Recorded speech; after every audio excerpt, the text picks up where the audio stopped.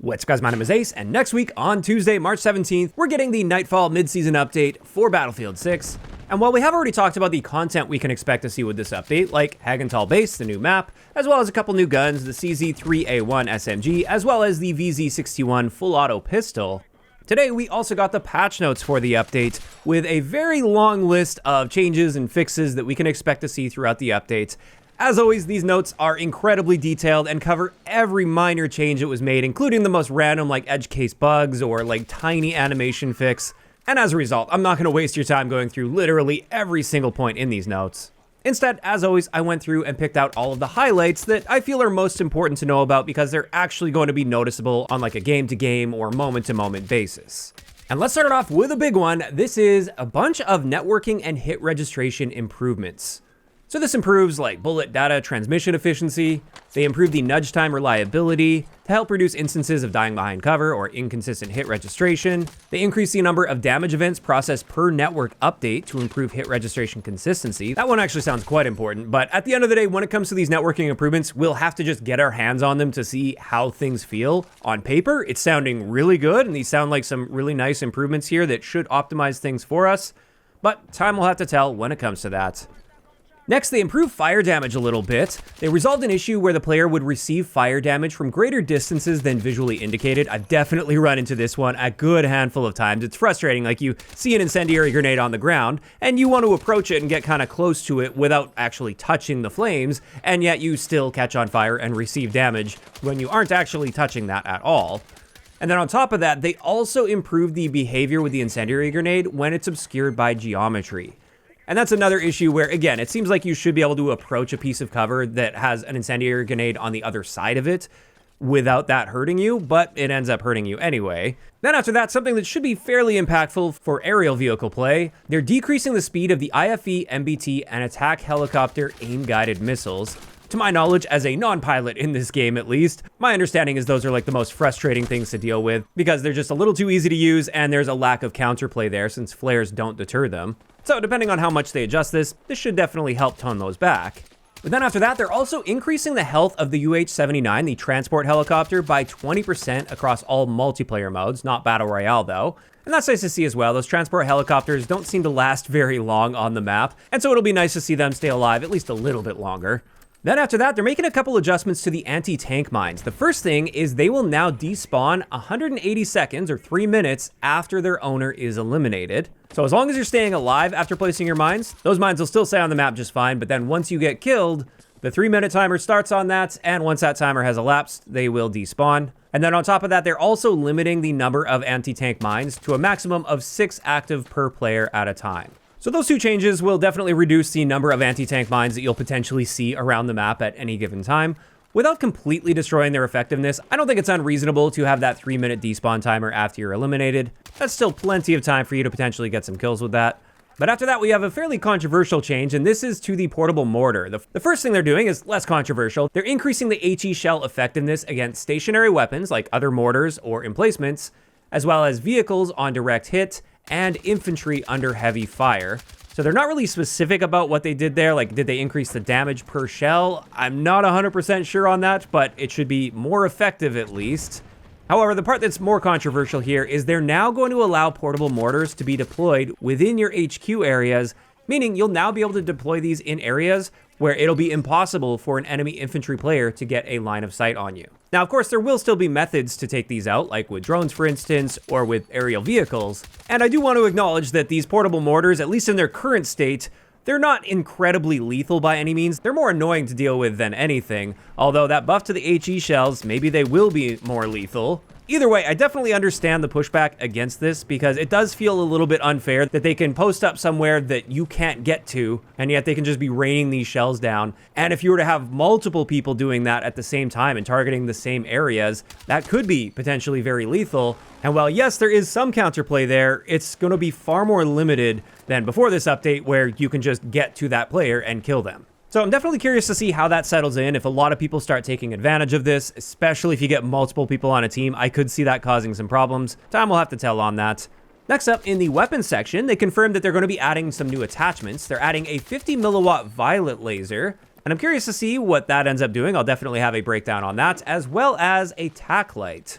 as a hip rifle weapon attachment, an aimed rifle weapon attachment, and an aimed pistol weapon attachment. Next up, one of the issues they resolved that may actually make a noticeable improvement to the gameplay for some, they resolved an issue where dispersion was too high when re-entering ADS shortly after previously leaving ADS. So if you're aiming down sight and then you briefly come out of aiming down sight, but then you aim down sight again, you would experience more spread than you should be. And so it's really nice to see them getting on top of that. I don't know how common that was. And perhaps that's where some of the hit detection complaints are coming from as well, because it may look like you should be directly on target and you did everything right to control your spread, and yet you are experiencing more spread than you should be. Next, let's talk about some of the highlights of the progression adjustments. The first thing to point out here is the camo unlocks for weapons have been moved from mastery ranks 20, 30, and 40 to level 5, 15, and 30 respectively. And while it's nice to see the details on this, as I said in the video when they first announced that they would be making an adjustment to this, I don't think the primary issue that people have with weapon progression is the cosmetics. If anything, it's the cosmetics that should be the more long-term things that we're chasing and grinding for. Instead, the primary issue that most of us have had with this is the attachment unlocks. We want to get the full potential out of the guns so we can actually see what they're like at their full potential, and we aren't spending the vast majority of our gameplay time working toward eventually being able to use the guns at their full potential. So this brings us into the other changes they've outlined here. The first thing is a further reduction of XP requirement for sidearm ranks by an average of 60%. So that is quite considerable. We should be able to grind through those sidearm levels a whole lot faster now after this update. And that's great news. I'm really happy to see that. However, the next one is applying to all of the other guns. This is a new XP curve with a reduced XP requirement about twice as fast in the early ranks. So you'll be flying through those early ranks faster and get a bunch of early attachments unlocked faster. But it is still going to be ramping up in the amount of experience you're going to need on a per level basis. So once you're getting more to the higher levels, it's still going to take quite a long time to get through those. But they did mention overall grinding weapons will be 15% faster in total. So presumably that means we'll be able to get all of our attachments unlocked for a weapon with 15% less weapon XP required. And I've got to say, while I'm grateful for some improvement here, 15% just doesn't feel like enough. Even with a 15% reduction, we're still looking at roughly 1,000 kills with a weapon just to get all of the attachments unlocked on it, which is still way more than any previous Battlefield game to get all of the attachments on a gun. From what many of us have experienced, when we have like a double XP weekend or you pop a double XP token, that level of weapon progression feels like the appropriate base level of weapon progression. And that's much more in line with previous Battlefield games. So after months and months of waiting and hoping for some weapon progression adjustments, seeing just a 15% total adjustment here to get all of the attachments on your gun, that just doesn't seem like enough to really be bringing people back that have left the game, with that being one of the primary reasons for them leaving. And I know there are many people out there that have been commenting and just saying like, I'll be back once the weapon progression is in a reasonable place, because I don't want to feel like I'm clocking into a job so I can grind for the basic gameplay items so that one day I can eventually experience the full gameplay that the game has to offer. And as I said, I just don't think this 15% total change is going to be enough, but that's just my opinion, at least based on the data they've shared here. I think it definitely will be nice to get those early unlocks faster, so you'll at least be able to pile up a good handful of initial attachments. But this is something I'm really curious to hear your opinion on in those comments down below. Do you guys think a 15% total reduction to the amount of XP required to get all of your attachments is enough or not? In either case, let's get into the next thing here. And in the UI section, the thing that really caught my eye here is they're adding a robot icon for AI bots across UI elements. And I do like the sound of that. If you're going to add bots into the equation, I like it when they're very obviously bots and they're labeled as such. And while yes, they do have a bot clan tag, having an additional UI element that just makes it that much more obvious sounds good to me.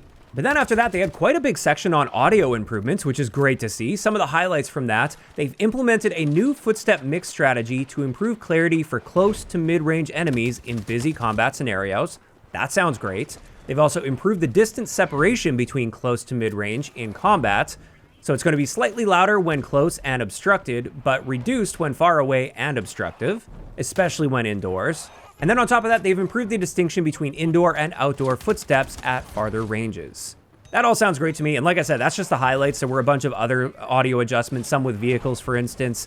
that all sound quite good on paper. Once again, this is a situation where I'm very curious to get my hands on the game after this update to see, or I guess here in this case, how all of these improvements sound. And then finally, for the important things that stood out to me, they had a big section on bots and how they're improving a lot of the bot behavior in the game, with a bunch of these points mentioning they've improved their effectiveness at controlling vehicles, including aerial vehicles.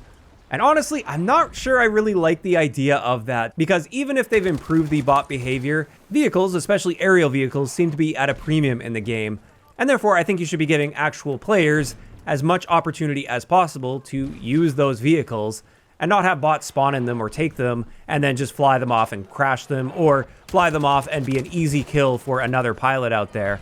Because even with improvements, I doubt the bots are just going to be amazing pilots that are really difficult to combat. Now, in saying that, they did also mention some infantry improvements to the bots, like improved combat priorities to prevent bots from ignoring nearby enemy players and instead reviving downed allies.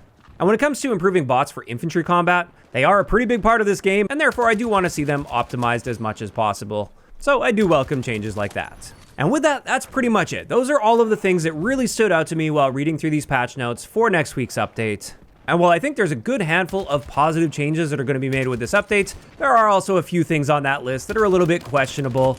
And as I said, I'm also a bit disappointed to see the weapon progression wasn't improved nearly as much as many of us were hoping for. Now, of course, these are all just my thoughts on this patch before the patch has actually gone live, and I'd love to hear what you guys think about it in those comments down below. Are you guys generally happy about this? Are there any areas that you're unhappy about? Just let me know down below. If you enjoyed the video, a like rating is always appreciated, and don't forget to subscribe for more if you haven't already. I'll talk to you guys next time.